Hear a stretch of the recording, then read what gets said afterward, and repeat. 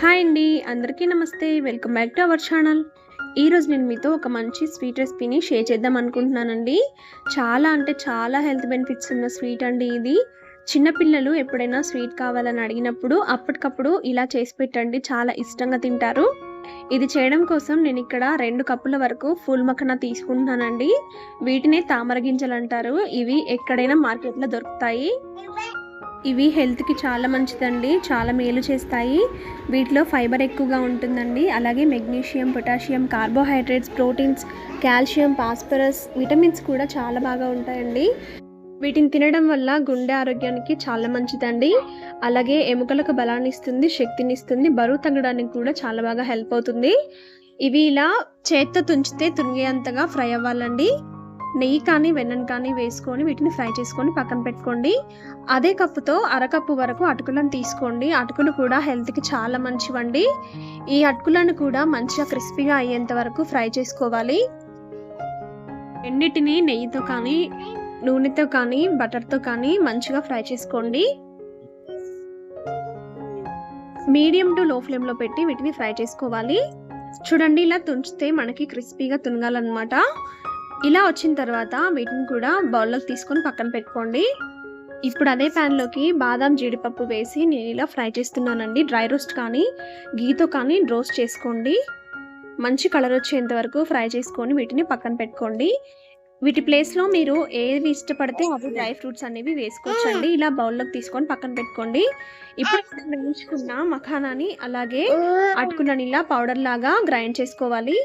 ఇలా పౌడర్ లాగా గ్రైండ్ చేసుకొని పక్కన ఉంచండి. ఇప్పుడు ప్యాన్లోకి ఒక అరకప్పు వరకు బెల్లాన్ని తీసుకోండి. ఇది చేయడానికి మనకి పూర్తిగా 1 కప్పు బెల్లం అయితే పడుతుందండి. ముందుగా ఇక్కడ అరకప్పు బెల్లాన్ని అయితే తీసుకోండి. అలాగే 1/2 కప్పు వాటర్ని వేసుకొని బెల్లం అంతా బాగా కరిగేలాగా కరిగించుకోండి. ఈ స్వీట్ చేయడానికి మనకి బెల్లం అనేది పాకం రావాల్సిన అవసరం లేదండి. జస్ట్ కరిగితే సరిపోతుంది. మనకి సిరప్ ఎలా ఉంటుందో అలా అయితే సరిపోతుంది అన్నమాట. ఇలా బెల్లం అంతా కరిగిపోవాలి.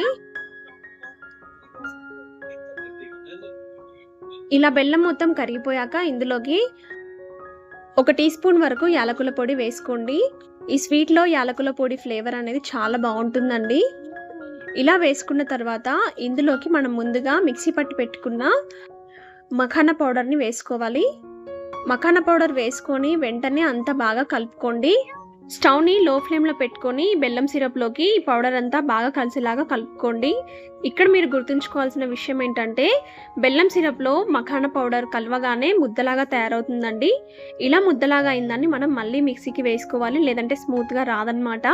ఇలా మిక్సీకి వేసుకునేప్పుడు మిగతా అరకప్పు బెల్లం అనేది మనం ఇక్కడ యూజ్ చేయాలి.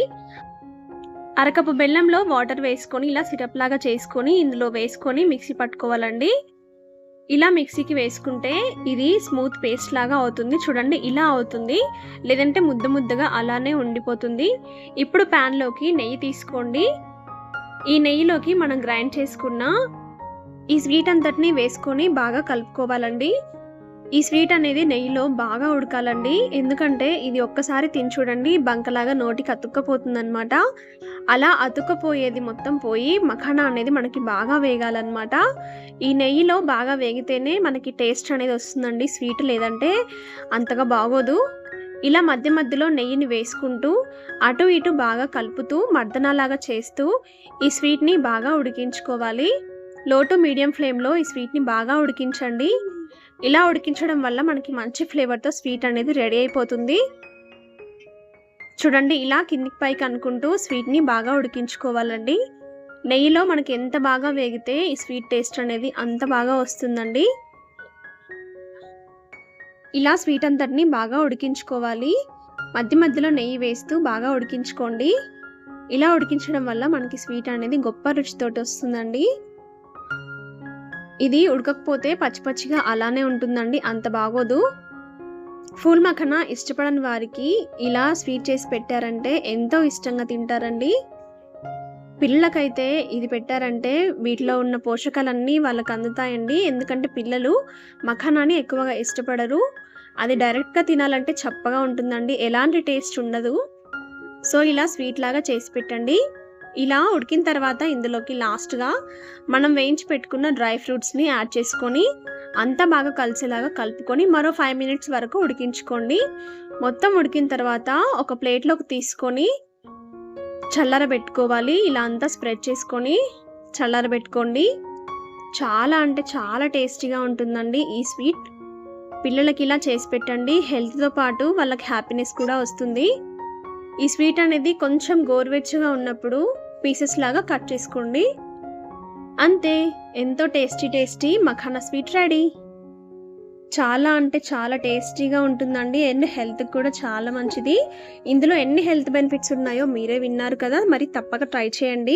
పిల్లలు స్వీట్ అడిగినప్పుడు ఇలా హెల్తీగా స్వీట్ చేసి పెట్టండి. మరి మీరు కూడా ట్రై చేసి మీకు ఎలా వచ్చిందో నాకు కామెంట్ చేయండి. నచ్చితే లైక్ చేయండి, షేర్ చేయండి. ఇలాంటి మరిన్ని టేస్టీ అండ్ ఈజీ రెసిపీస్ కోసం మన ఛానల్ని సబ్స్క్రైబ్ చేసుకోవడం మాత్రం మర్చిపోకండి. Thank you.